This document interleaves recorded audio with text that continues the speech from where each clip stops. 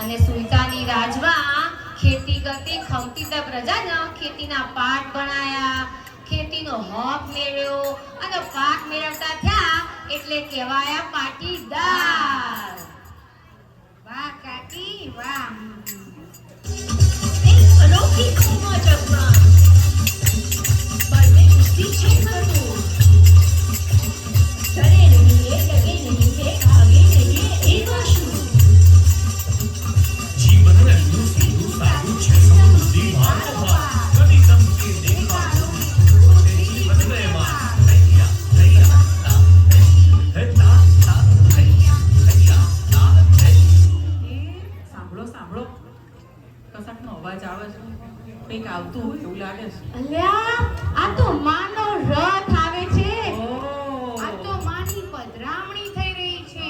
હા, સાથે સંતરાજી છે. ઓહ, તો ચાલો ચાલો કહીએ એના દર્શન. દર્શન